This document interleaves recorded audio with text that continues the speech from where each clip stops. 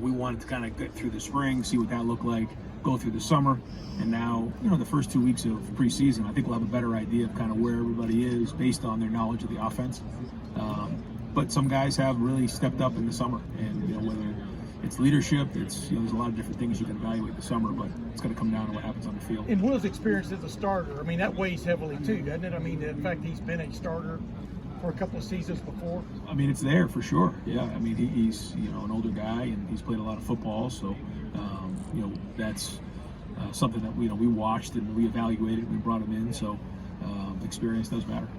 Yeah, because it's been, I guess, 7 years, and when you look at that offense, there was 2, 3, sometimes I think maybe 4 tight ends in the game at once. So that was very different than what he was in the NFL and then at Oregon. But even before Oregon, he had history of some 2-backs and different things. So some of the ideas that he's bringing to the table are things that we hadn't really considered here. So that's been exciting. But ultimately, it's going to come down to what are the right plays that fit our guys. There's a million plays, and we got playbooks up to here, and we got film going back a long way. We've done a lot of things on offense. He's done a lot of things on offense. People bring in different things, but what are the right things for the guys that we have? And that's going to be the key. And then what is our fastball? Like the best teams and the best offenses, like this is what we're running, and you got to stop us. And that's to me what we got to really identify in this preseason and just hammer it home. I think the first thing is we knew we needed a quarterback who can run. At least have the ability to run and pull the ball. That was something that we felt like we needed to do. When you combine that with Chip's history of always having a quarterback that can do that, that was the right fit and for where we're at.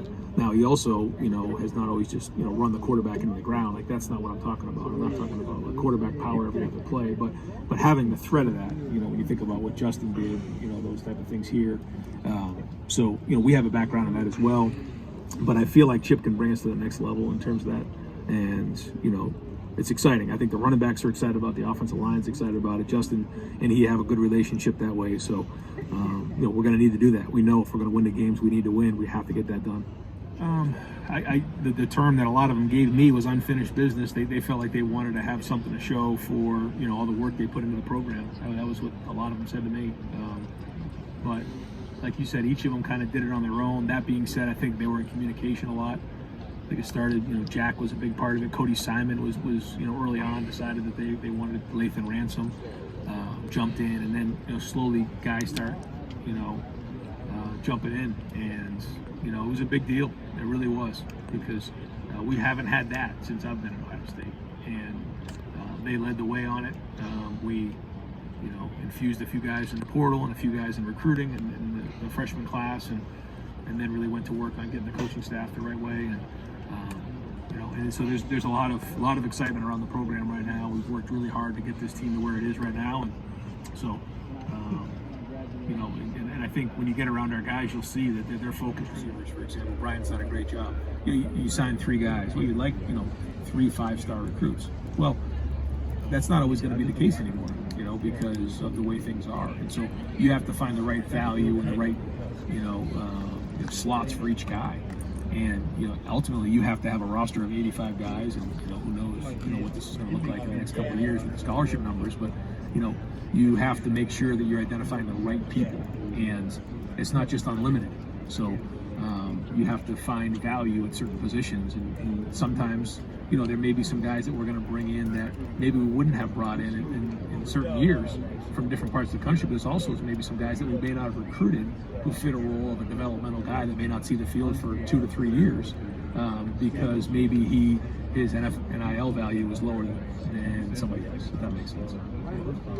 Owe it to the guys that came back that these guys didn't come back for no reason. They came back for a reason, and we owe that to them. As coaches, we owe that to them. As everybody else who is part of the program that are there to support them. Like, yeah, we're thinking big, and these guys are thinking big, and we know what's at stake, and we want to do everything we can to have them leave with a legacy behind and a bunch of hardware. So we're not going to shy away from that, but that's not also the focus. The focus is getting to work here in the preseason and building this foundation.